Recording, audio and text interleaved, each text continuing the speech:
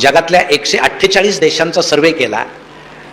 Happiness index म्हणजे सगळ्यात आनंदी देश कुठला, तो कुठला का असे ना, भारताचा त्यामध्ये नंबर 128वा आहे. 148 मध्ये 128 आहे. बरं ठीक आहे, 128 असणं इथपर्यंत ठीक आहे, पण पाकिस्तान आपल्यापेक्षा पुढे आहे. म्हणजे पाकिस्तानचा नंबर 108 आहे आणि भारताचा 128 आहे. म्हणजे ज्या देशामध्ये 300 रुपये पेट्रोल आहे लिटर, डिझेल 300 रुपये आहे, खायला नीट नाही, ब्रेड खात आहेत, राहायला नीट घरं नाही, ते माणसं आपल्यापेक्षा आनंदी आहेत. आणि भारतातले सगळे लोक सगळं असून सुद्धा दुःखी आहेत. हे नेमकं का? आपले स्वभाव असे किरकिरे का झाले? का सगळं असल्यामुळं झाले? आपल्याला सुख मिळतंय पण ते भोगता येत नाही का? म्हणजे आपण गाडी घेतो पण त्यात डिझेल टाकण्याची व्यवस्था आपली नाही का? नेमकं काय होतंय याचा शोध जर आपण घेतला तर आपल्याला थोडंसं जुन्या काळाकडे जावं लागेल. आमचे अनेक जुन्या काळचे माणसं इथं बसलेले आहेत. तरुणांना माहीत नसेल, आता तरुण मला माहीत झाले, कारण मगाशी अनाऊन्समेंट झाली की ज्येष्ठांनी मागे बसावं, त्यामुळं तरुण आपोआप पुढं आले आणि ती संधीसुद्धा होती मी तरुण आहे असं दाखवण्याची. त्यामुळे अनेक जण पुढं बसले, त्यामुळे आपोआप इथं 2 भाग झालेले आहेत. ज्येष्ठांना खुर्च्या दिल्या, तरुण समोर बसलेत, आमच्या महिला आहेत. जुन्या काळी तुम्हाला सांगतो, करमणुकीचे काही साधनं नव्हते. रेडिओ नावाचा एक विषय होता. आमच्या वडिलांनी तर एक मोठा रेडिओ घरात घेऊन ठेवलेला होता, पण बहुतेक गावामध्ये गळ्यामध्ये रेडिओ लाटकून फिरणारे अनेक माणसं होते आणि रेडिओचा आवाज ते खूप मोठा करायचे, कारण त्यांना असं दाखवायला लागायचं की माझ्याकडे रेडिओ आहे. आणि बाकीच्यांनाही आनंद वाटायचा, आवाज मोठा कर, कारण आम्हाला ऐकायला मिळते. गाणे सुश्राव्य होते, ऐकावे असे गाणे होते. किशोर कुमार वगैरे, रफी, बिनाका गीतमाला त्या काळामध्ये होती. म्हणजे गायक पूर्ण वेळ गायचा, संगीतकार आधीमध्ये वाजवायचा. आता संगीतकार पूर्ण वेळ वाजवतो आणि जिथे संधी मिळेल तिथं गायक गाऊन घेतो. असे नवीन गाणे आहेत, समजायला अवघड आहेत ते. तर त्या काळात ते असं छान ऐकावे श्रवणी असे गाणे होते. रेडिओला इतकं महत्त्व होतं की हुंड्यामध्ये रेडिओ द्यायचे. म्हणजे त्या काळामध्ये नवरदेव सांगायचा, माझ्या लग्नात माझ्या हुंड्यात मला रेडिओ मिळाला. म्हणजे त्यावेळेस लग्न झाल्यानंतर 2 रेडिओ घरामध्ये यायचे.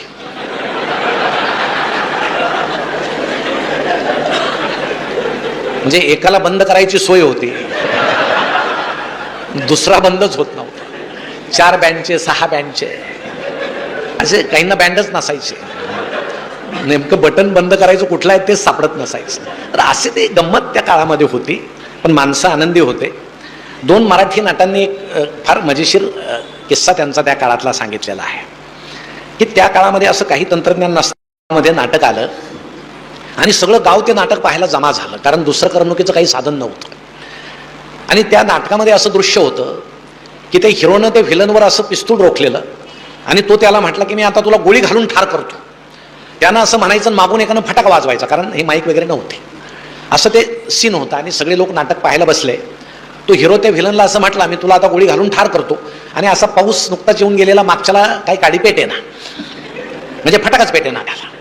आणि हा तर म्हणून बसलेला, मी तुला गोळी घालतो. बरं, व्हिलनला माहीत होतं ठो आवाज झाल्याशिवाय पडायचं नाही, आणि मागच्याला तर फटाका पेटे ना. व्हिलन असाच उभा, हिरो पिस्तूल धरून कंटाळला.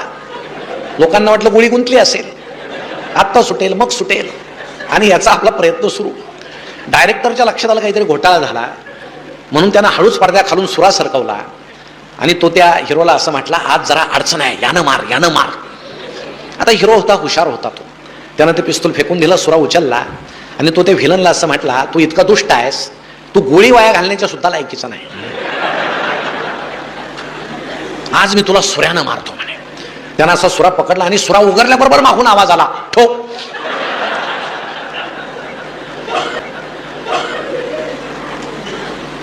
तुम्हाला सांगतो, व्हिलन हसत खाली कोसळला.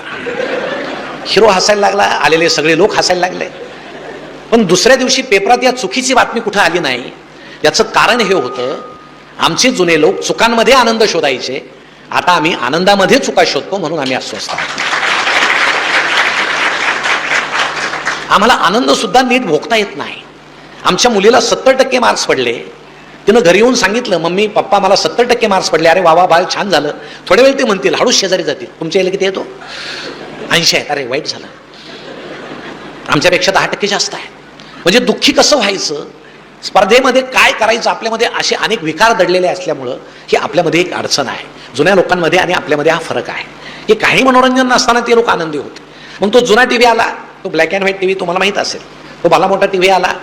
तो टीव्ही पहिल्यांदा पाटलाच्या वाड्यामध्ये आला, कारण जे काही यायचं ते पाटलाच्या वाड्यातच यायचं पूर्वी. म्हणजे आता आरक्षण सुद्धा पाटीलच मागायला लागले. म्हणजे मी काही त्या विरोधातला नाही, पण सांगतो का मागायला लागले तो ते संशोधनाचा विषय आहे. पण मग तो टीव्ही ठेवला, सगळं गाव जमा झालं. टीव्हीला कोणीतरी हार घातला, नारळ फोडला टीव्हीच्या समोर, उदबत्त्या लावल्या, ते चित्र सुरू झालं. अहो, गावातल्या लोकांना इतकं आश्चर्य वाटायला लागलं, हे कोण कुठले माणसं हलतायत, एकमेकांना मारतायत, घोड्यावर बसतायत. ते म्हणजे नवीनच तंत्रज्ञान. लोकांना इतकं आश्चर्य वाटायला लागलं, कुठून हे सगळं आलं असेल. आणि मग ज्या घराची परिस्थिती जरा बरी आहे त्या घरामध्ये ते सगळे टीव्ही यायला लागले ब्लॅक अँड व्हाईट.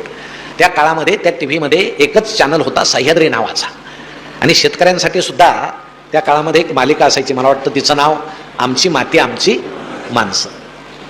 आता जर तोच कार्यक्रम पुन्हा सुरू करायचं ठरलं तर आमची माणसं आणि त्यांची झालेली माती. आता ती कुणी केली हे सांगायला नको, आचारसंहिता आहे. नाही तर असं ते सुरू करावं लागेल. पण ते कार्यक्रम शेतकऱ्यांसाठी व्हायचे, छान असायचं. त्या निवेदिका यायच्या बातम्या सांगायला. बरं, त्या सरकारी निवेदिका होत्या, म्हणजे त्यांना जेवढा पगार तसा चेहरा त्यांचा होता. आणि विशेष म्हणजे ते मेकअप करत नसायच्या, कारण टीव्ही ब्लॅक अँड व्हाईट होता, म्हणजे उपयोगच नव्हता. काही लावलं तरी ते काळं किंवा पांढरंच दिसायचं. आता काही विचारूच नका, म्हणजे टीव्ही रंगीत, यांचा चेहरा रंगीत, त्यामुळे पाहणाऱ्याचे डोळे पांढरे होण्याची वेळ येते, बाकी काय. त्याचे डोळे काय रंगीत होत नाहीत. आणि मग त्या यायच्या, आपल्या शांत चेहऱ्याने यायच्या. मग दुःखाची बातमी तसाच चेहरा, आनंदाची बातमी तसाच चेहरा. मग पाहणारे तशाच चेहऱ्यानं पाहिजे, काय त्यात बदल नसेल. असं घराघरामध्ये असं स्थितप्रज्ञपणे सगळं चाललेलं असायचं. बरं, ते चॅनलवर काय भ्रष्टाचाराच्या बातम्या नसायच्या, म्हणजे त्या काळात भ्रष्टाचार नव्हता असं नाही. चॅनल सरकारी होता, सांगण्याची अडचण होती. बरं, चित्र कधी स्थिर नसायचं, चित्र हलायचं. त्यामध्ये मुंग्या यायच्या, लाटा उसळायच्या.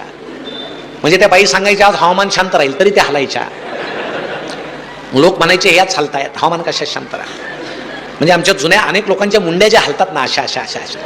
मला शंका आहे ते कारण असावं, चित्र ॲडजस्ट करण्यासाठी ते असं असेल बहुतेक. ते आता कोणाच्या हलत नाही, आता स्थिर आहे. म्हणजे पूर्वी हलणे हा विकार होता, आता स्थिर राहणे हा विकार आहे. कारण ते सगळं इतकं छान आहे की त्याहून नजरच हटत नाही. त्यामुळे अगदी ताट झालेल्या आहेत मुंड्या, पूर्वी हलायच्या. हा सगळा बदल होत गेला. आणि मग त्या स्लॅबवर वगैरे एक अँटेना असायचा काड्यांचा, त्याच्या शेजारी एखादा बांबू ठेवलेला असायचा हलवायला, चित्र ॲडजस्ट करायला. मग आठवड्यातून एखाद्या दिवशी रामायण महाभारत मालिका असायची. मग ती मालिका पाहायला सगळं रस्ते सुनसान सामसूम, ज्याच्या घरात टीव्ही आहे सगळी गल्ली त्या घरामध्ये जमा व्हायची टीव्ही पाहायला. मग टीव्ही ते मालिका सुरू होण्याआधी ते व्यवस्थापन केलं जायचं. एकाला दरवाजात उभं करायचे, एकाला मालदोर उभं करायचे. मग चित्र जास्त हलायला लागलं की ते प्रेक्षक ओरडायचे त्या दरवाजातल्या, त्याला सांग फिरव फिरव, डावीकडे फिरव. तो लगेच ओरडायचं, ते फिरव रे. ते लगेच बांबून असं ते काड्या फिरवायचं. झालं का स्थिर, झालं का स्थिर. दोघांमध्ये आरडाओरडा. चित्र स्थिर व्हायचं तोपर्यंत मालिका संपलेली असायची. मग वरचा म्हणायचं पुढचा एपिसोड मी पाहणार, तू खाली व्हायचं, तू वर तू खाली, असं सगळं छान असायचं. पण मला वाटतं चित्र जरी कृष्णवर्णीय दिसत असलं तरी त्यातून मिळणारा आनंद मात्र हा रंगीत असायचा. कारण माणसं सगळं निगुतीनं पाहायचे, आनंदानं पाहायचे, छान पाहायचे. ते छान पाहणं आता आमचं राहिलं नाही. आमची नजर आता पांगली. आता रिमोट आले, आमच्या चंचलपणाला वाव मिळाला. आम्ही एक चित्र कधीही स्थिर असं पाहत नाही. सुदैव अजून व्याख्यानमालेमध्ये रिमोट नाही, नाही तर तुम्ही व्याख्याते सुद्धा बदलून टाकाल. एका दिवशी 5 बोलवायचे, एकाचा माईक बंद करायचं, तू आता थांब, तू बोल बाबा. काही भरोसाच राहिला नाही. कारण एकच ठोकळा 1.5 तास बोलतोय, मध्ये जाहिरात नाही, काय नाही. आणि हे काय चाललंय बो, असं काही दिवसांनी वाटू शकतं. तर ते रिमोटनं माणसाच्या चंचलपणाला वाव मिळाला. आणि आता तंत्रज्ञान इतकं पुढं गेलंय. काल परवा मी पेपरात बातमी वाचली, आता एक नवीन टीव्हीचं मॉडेल येते, तुमच्यापर्यंत येईल, की आता रिमोटची गरज नाही. पाहणारानं डोळे मिटले की ते आपोआप बंद होणार टीव्ही, तुम्हाला सांगतो. आता शंका आहे काय, पाहणारानं जर कायमचे डोळे मिटले तर त्या मॉडेलचं काय करायचं हा प्रश्न आहे. ते त्याच्याबरोबरच पाठवायचं, काहीतरी सोय असेल. आता नवीन तंत्रज्ञान विज्ञान हे सगळं आहे. आणि हे कमी होतं म्हणून की काय, मोबाईल नावाचा प्रकार आला. तुम्हाला सांगतो मोबाईल अजिबात वाईट नाही, मोबाईलचा उपयोग हा चांगलाच आहे. व्हॉट्सअपमधून हरवलेली माणसं सापडतात, पैसे जमा होतात, आपल्या चांगल्या कार्यक्रमाची जाहिरात त्या ठिकाणी केली जाते. तसे वाईट प्रकारही होतात. हिरवी वादळं आहेत, भगवी वादळं आहेत, निळी वादळं आहेत. आम्ही धर्मांध होतो, त्यातून धर्माधर्मामध्ये भांडणं लागतात, दंगलीसाठी माणसं गोळा केले जातात. असे उपयोग त्या समाज माध्यमाचे वेगवेगळे आहेत.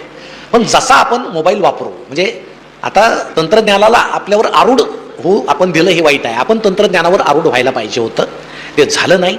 मोबाईल आला, त्याचा परिणाम असा झाला सगळे मोबाईल वापरायला लागले. आता तुम्ही मला सांगा, पूर्वीचं घर, आमचे आजी आजोबांच्या वयाचे काही लोक इथं आहेत, पूर्वीचं घर तुम्ही जर आठवलं तर वडील उठल्याबरोबर पटकन स्नान करायचे आणि देवपूजेला बसायचे. आई उठल्याबरोबर पटकन स्नान करायची, तुळशी वृंदावनासमोर उभी राहायची, तुळशीला पाणी घालायची. आमच्या घरातली थोरली ताई उठल्याबरोबर अंगण झाडायची, अंगण सारवायची. आणि घरातला तरुण मुलगा हा पहाटे उठून व्यायाम करायचा. हे पूर्वीच्या घरातलं चित्र होतं. आता तुम्ही मला सांगा, आपल्या घरासहित पहाटे उठल्याबरोबर आपण काय करतो? आधी मोबाईल पाहतो, कारण जगाची काळजी आहे. मी झोपल्यावर काय झालं असेल? आता तू झोपला तिथंच जग छान राहिलं बाबा. तू झोपणंच गरजेचं होतं, कारण तूच एवढा उपद्रवी आहे की तू झोपला जग शांत झालं, काही गरज नाही पाहत. पण ते पटकन घ्यायचं की लगेच व्हॉट्सअप उघडल्याबरोबर लगेच रात्री गावातला कोणतरी गेलेला असतो, त्याचा फोटो येतो. हे रात्री गेले, ओळखीचे असो नाही तर नसो, भावपूर्ण श्रद्धांजली, 4-5 फुलं टाकून द्यायच्या. आता ते फुकटच आहेत, 10-12 टाका, काय फरक पडत नाही. त्याला काही जास्त रिचार्ज लागत नाही. त्याच्या खाली लगेच दुसरा एखादा फोटो येतो, आज यांचा वाढदिवस आहे. म्हणजे यांचा जन्म झाला, जगावर किती उपकार झाले. हे वरचेच फुलं याला खाली टाकून द्यायचे. मेला तरी तेच, आलं तरी तेच. भावना नाही, संवेदना नाही. आणि असा आभासी दिवस आमचा सुरू होतो. आणि माणसं वास्तव जगाकडे पाहतच नाही, कायम त्या आभासी जगामध्ये आनंद मिळवता मिळवता ते वास्तव जगापासून दूर जातात.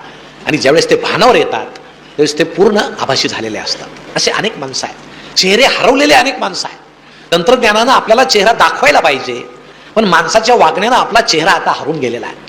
तुम्हाला सांगतो, पूर्वी वडील घरी आल्यानंतर संध्याकाळी मुलगा धावत जायचा, बाबा आले बाबा आले, बाबा त्याला उचलून घ्यायचे. दिवसभर पोराची भेट नसायची. पोरग पटापट बापाचे मुके घ्यायचा. थांबायचं ना, कारण वक्त्याला थांबवण्याचे अनेक प्रकार असतात. मला वाटलं त्यातला असा एखादा आहे की. मग बापाला पाहिलं की पोरग धावत जायचं, पप्पा आले पप्पा आले, बाबा त्याला उचलून घ्यायचे. बापलेकाची भेट व्हायची, आई पाहायची. दिवसभर बापलेक भेटलेले नाहीत. आताही परिस्थिती बदलली असं मी म्हणत नाही. आताही पप्पा येतात, मुलगा धावत जातो, पप्पा आले पप्पा आले, पप्पा त्याला उचलून घेतात.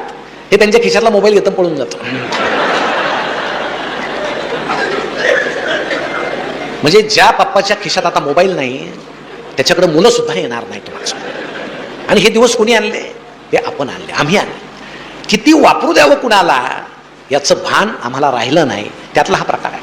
आम्ही त्या आभासी जगात पूर्ण हरून गेलो. सगळ्याचे फेसबुक अकाउंट आहे.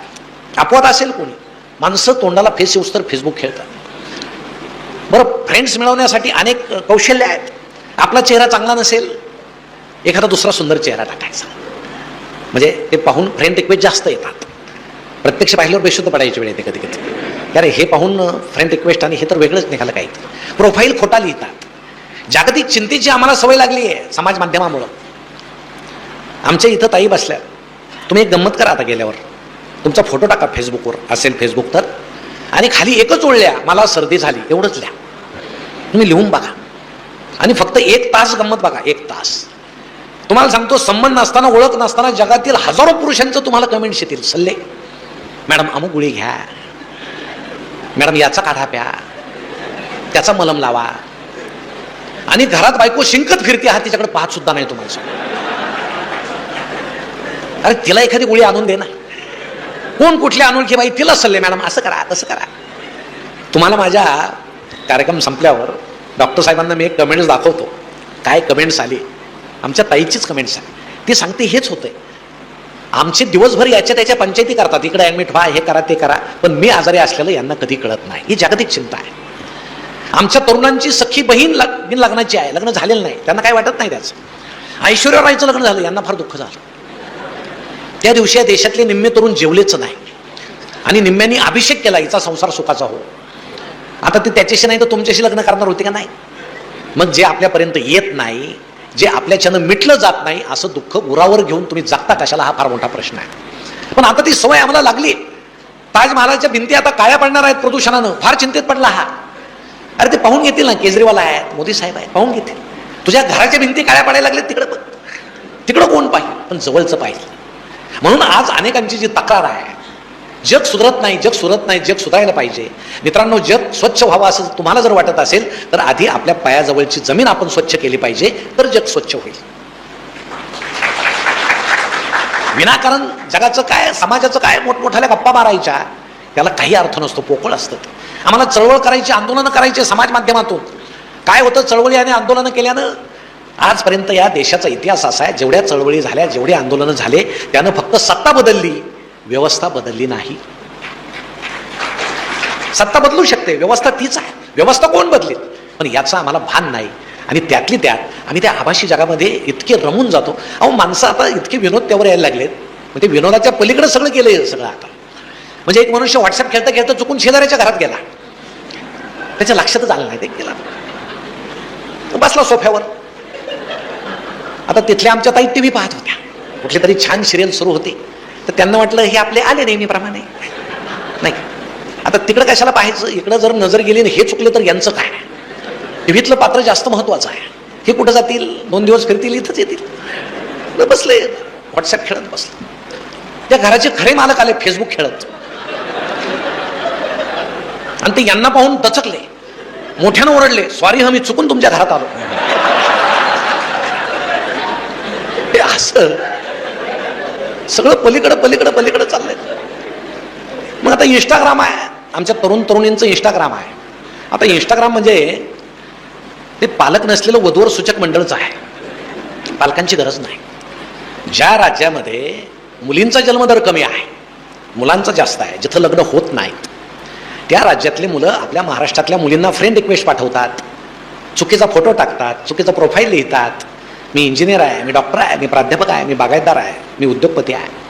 आमच्या मुली ती फ्रेंड रिक्वेस्ट पाहतात, त्यांना वाटतं कर्तृत्ववान तरुण आहे, फसतात. चॅटिंग नावाचा रम्य प्रकार सुरू होतो, आणि मग गुपचूप लग्न करून ती तरुणी आई वडील परवानगी देत नाहीत म्हणून आई वडिलांना न सांगता गुपचूप परराज्यामध्ये पळून जाते. तिथं गेल्यानंतर ती ह्या तरुणाला भेटते, आणि त्या तरुणाला भेटल्यावर ते वास्तव तिच्या लक्षात येतं, हा डॉक्टर, इंजिनियर, प्राध्यापक, उद्योगपती, बागायतदार काही नाही, हा मवाली आहे, हा गुंड आहे, हा गँगस्टर आहे. तुम्हाला सांगतो, महाराष्ट्रातल्या पोलिसांचा रेकॉर्ड पहा, यावर्षी आपल्या 100च्या वर मुली अशा परराज्यात जाऊन उद्ध्वस्त होऊन परत आलेल्या आहेत, उद्ध्वस्त होऊन. म्हणून मी माझ्या ताईंना विनंती करतो की आभासी जगातलं काही पाहू नका, सगळं खोटं असतं. खोटं खोटे, माहिती खोटी, त्यावर विसंबून राहूच नका, पण राहतात. मग असं राहिलं की तळ हाताच्या फोडाप्रमाणे जपलेल्या आमच्या आईचं त्या गावात काय होत असेल, तुम्हाला चांगले कपडे मिळावेत म्हणून स्वतः फाटके कपडे घातलेल्या वडिलांचं काय होत असेल, त्यांना गावात वरमान करून चालता येत असेल का, याची सुद्धा तमा आम्ही बाळगत नाही. हे आजचं दुर्दैवी आहे, आणि हे आभासी जगामुळे जास्त वाढलेलं आहे. म्हणून हे इकडं तिकडं नाही, आमच्या जवळ पहा, आमच्या मुलीकडे पहा, शेजारच्या मुलीकडे पहा, हे सांगा. नका त्या इंस्टाग्रामच्या नादी लागू, नका त्या फेसबुकच्या नादी लागू, नका त्या व्हॉट्सअपच्या नादी लागू, कारण त्यावर येतं ते सगळं आभासी आहे. त्यातून आपण बाहेर आलं पाहिजे. मग त्यातून बाहेर आलं नाही की अपेक्षा भंग होतो, आम्ही दुःखी होतो, आयुष्यभर दुःखी होतो. त्यातली त्यात आमच्या मुलाला मार्क्स पडले पाहिजे. आता रशियातला मार्क्सवाद गेला, आता भारतातल्या पालकांमध्ये मार्क्सवाद वाढलेला आहे. माझ्या मुलाला किती मार्क्स पडले पाहिजे, 90च्या पुढे. 5वीला 70 असतील, 6वीला 72 असतील, 9वीपर्यंत तो जर 70च्या आसपास घोटाळत असेल, त्याला 10वीला किती पडतील, 70 ते 80च्या दरम्यानच पडतील ना, 90 पडतील कुठून, पडलेच पाहिजे, इतकी अपेक्षा आहे, लादतात त्याच्यावर. आत्ता मध्ये 12वीचा निकाल लागला, आणि मला समजलं आमचा एक मित्र रडतोय का, मुलाला खूप कमी मार्क्स पडले, म्हणून आम्ही सांत्वनाला त्याच्या घरी गेलो. आता ही सांत्वनाची नवीन जागा झाली, फळं वगैरे न्यायचे नाही, फक्त समजून सांगायला जायचं. तर तो रडत होता, त्याची पत्नी रडत होती, आणि आता आईबाप रडतायत, आपण थोडं रडलं पाहिजे म्हणून मुलगा रडत होता समोर बसून. आता आम्ही गेल्यावर वातावरण अगदीच गंभीर होत. म्हटलं इथं आता चहा मिळणं सुद्धा अवघड आहे. मग मी त्या वडिलांच्या कानात एक वाक्य बोललो, त्यांनी एकदम डोळे पुसले, पत्नीला म्हटले चहा ठेव. चहा वगैरे झाला छान, आम्ही बाहेर निघून आलो. मी काय बोललो त्या वडिलांच्या कानात, एवढंच म्हटलं की बाबा, कधी कधी अनुवंशिकतेचा सुद्धा परिणाम असतो. तुझ्या डोक्यात काय नाही, पोराच्या डोक्यात कुठून येईल. तुझे आणि आईचे दोन्ही मिळून मार्क केले तरी पोरा इतके होत नाहीत. तुम्ही कशाला त्याच्यावर बळजबरी करताय? पैसे आहेत म्हणून त्याला कोट्याला पाठवता का? त्याची इच्छा आहे का जाण्याची? तिथं जाऊन त्यानं काय करावं हे त्याला माहित आहे का? मग आत्महत्या होतात. मुलांना पुन्हा असं वाटतं आई वडिलांनी इतके पैसे घातले, आपण त्यांना कसं तोंड दाखवावं, आत्महत्या होतं. मुलाचं मन तुम्ही जाणून घ्या, त्याला कुठल्या, काय तुला आवडतं, काय आवडतं तुला, तुम्ही जर 8-15 दिवसातून एकदा मुलांचे दप्तर जर उचकले ना, तर तुम्हाला समजेल त्यांना काय आवडतं. काही मुलींच्या वहीवर मेहंदीचे चित्र आहे, रांगोळ्याचं चित्र आहे. काही मुलांच्या वहीवर प्राण्यांचं चित्र आहे. ओळखायचे चित्रकला चांगली, याला ब्रश आणून द्या. काही मुलांच्या दप्तरामध्ये चेंडू सापडेल, अरे याला खेळायची आवड आहे. काही मुलांच्या दप्तरामध्ये स्क्रूड्रायव्हर सापडतो, चाकू सापडतो. तुम्ही तातडीनं शिक्षकांकडे जा आणि विचारा याच्या संगतीमध्ये कोण आहे. इतकं सजग आम्ही राहायला पाहिजे, मुलावर आम्ही लादलं नाही पाहिजे. मग आमचा अपेक्षाभंग जो होतो तो खरा तिथं होतो. आणि शाळेत तरी काय शिकवलं जातं? घोकमपट्टी केली जाते. आपण ते शिक्षणातून बाहेर आलेलो आहोत. व्यवहार ज्ञान कोणी शिकवायचं? बाहेरचं व्यवहार ज्ञान मुलं शिकतच नाही. आता 1 ते 100 इंग्रजी शिकतात मुलं, मराठी त्यांना समजतच नाही. 92 म्हणजे काय समजत नाही, 12 म्हणजे समजत नाही. त्याला जर तुम्ही साखर आणायला पाठवलं आणि त्या दुकानदारालाच जर इंग्रजी येत नाही, कुठून त्याचं 12 आणि याचं 12 याचं कुठून मेळ जमायचं? व्यवहार ज्ञान तर पाहिजे ना. मला आठवतं आमचे गुरुजी आम्हाला कायम एक गणित सांगायचे. एका हौदामध्ये 10 बादल्या पाणी होतं, 4 बादल्या गळाल्या, खाली किती राहिल्या? मुलं लिहायचे 6 राहिल्या. दुसऱ्या दिवशी ते विचारायचे 15 बादल्या होत्या, 3 गळाल्या, खाली किती राहिल्या? 12. एके दिवशी एका मुलानं उभं राहून विचारलं, गुरुजी रोजच गळत असेल तर त्याला तुम्ही सिमेंट का लावून घेत नाही? आता गुरुजींनी त्याला धापाटा टाकला, पण मला वाटतं त्या मुलाचं खरं होतं. कारण हौद गळायचाच बंद होत नव्हता. रोज तेच उदाहरण, हे व्यवहार ज्ञान झालं. तो मुलगा गणितात हुशार नसेल पण व्यवहारात हुशार असेल. एका सरांनी ज्यावेळेस वर्गामध्ये विचारलं, रस्त्यानं 10 मेंढ्या चालल्या, 2 मेंढ्या विहिरीत पडल्या, खाली किती राहिल्या? मुलांनी लिहिलं 8 राहिल्या. एका मुलानं लिहिलं 0 राहिल्या. सर म्हटले का 0 कशा राहिल्या? त्यानं सांगितलं मी मेंढपाळाचा मुलगा आहे आणि मी हे खात्रीपूर्वक सांगतो, 2 मेंढ्या जर विहिरीत गेल्या तर बाकीच्या 8 वर राहू शकत नाहीत. आता यांनी हे हेडमास्टरांना सांगितलं. म्हणे असंच झालंय, चूक द्यायचं की बरोबर द्यायचं? हेडमास्टर म्हटले तुम्हाला मेंढ्या घ्यायला कोणी सांगितलं होतं? तुम्ही शेळ्या घ्या, गाया घ्या, नको दे. आता यानं काय प्रॉब्लेम सुटला का? नाही सुटला. मग आमचं शिक्षण जर व्यवहार ज्ञान पूर्ण करायला पुरेसं नसेल तर आमच्या मुलाचं व्यक्तिमत्व नेमकं शाळेत कसं घडतंय हा फार मोठा प्रश्न आहे. आम्ही शिकतो ते शिक्षण जगण्यामध्ये जे संकट येतात त्याच्याशी संघर्ष करायला ते ताकद देतं का आम्हाला? हा फार मोठा प्रश्न आहे. तुम्हाला नोकरी मिळेल, उपजीविका तुमची भागेल, पण ते शिक्षण तुमच्यावर संकट आल्यानंतर तुम्हाला छाती ठोकपणे उभा राहायला मदत करतं का? आजचं शिक्षण हा प्रश्न आहे. तुम्ही प्राथमिक शाळेपासून घ्या, फार गमती आहे. गुरुजींना शिकवायला वेळ नाही. आता त्यांनी एक मोर्चा काढला होता काहीतरी, काय आम्हाला शिकू द्या नावाचा मोर्चा काढला. आम्हाला शिकू द्या म्हणजे गुरुजींना शिकू द्यायचं नाही, शेतकऱ्याला पेरू द्यायचं नाही, कामगारांना काम करू द्यायचं नाही. असं या देशात घडतंय का? खूप काम, खूप. मग एक साहेब वर्गात आले, त्यांनी गुरुजींना विचारलं सगळ्यात हुशार मुलगा कोण आहे? म्हणे तो कोपऱ्यातला आहे, उभा राहा. मग साहेबांनी त्याला विचारलं 7 किती? तो म्हटला 35.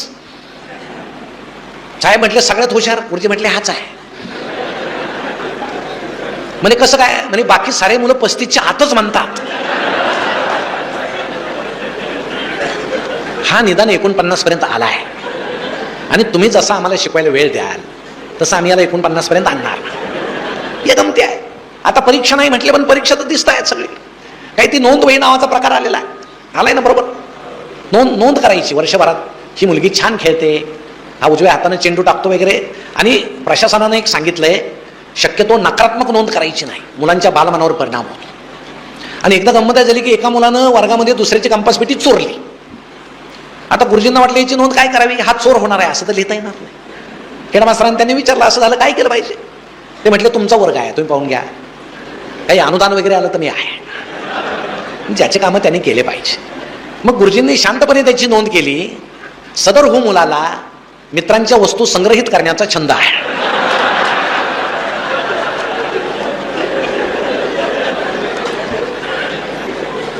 आता हीच वही जर 8वीच्या मॅडमकडे गेली आणि त्यांनी जर वाचलं, अरे वा याच्या छंदाला प्रोत्साहन दिलं पाहिजे, त्यांची पर्स सुद्धा तुम्हाला सांगतो जागेवर राहणार, अशी परिस्थिती आहे. असं ते शिक्षण आहे. कोण कोणाला फसवतंय तेच समजत नाही. हाच मुलगा माध्यमिकला जातो, माध्यमिक संस्कार होण्याचं वय आहे. तिथं जर सरांनी, नागरिक शास्त्राच्या सरांनी जर विचारलं राष्ट्रपती राजवट कधी लागते, आणि हा जर म्हटला रात्री लागते आणि पहाटे उठते, तर काय करायचं? आता चूक द्यायचं की बरोबर द्यायचं? आता बरोबर द्यावं. चूक द्यावं तर तो म्हणेल सर टीव्ही पाहता की नाही, तिकडे गंमत सुरू आहे सगळी. आता ते खरं आहे. आमच्या मॅडम किंवा सर शिकवतात मुलांना, की 18 पूर्ण झालं की मतदानाचा हक्क प्राप्त होतो. मग मुलगा घरी जातो, मतदानाचा दिवस उजाडतो, त्याचं लक्ष असतं आईकडं वडिलांकडं. आता आई जाऊन येते मतदानाला, वडील काही जात नाहीत, 5 वाजले तरी जात नाहीत. मग याला शंका येते, यांना 18 पूर्ण व्हायला काही मिनिटं बाकी आहेत का? आता खरं मतदान कधी सुरू होतं? 5 नंतर. हातामध्ये काहीतरी प्रलोभन दिलं जातं, फुकटची गाडी येते. ज्यांच्या दारामध्ये 4-4 गाड्या उभ्या आहेत ते दुसऱ्याच्या गाडीत मतदानाला जातात. याच्या इतकं लोकशाहीचं दुर्दैव काही नाही.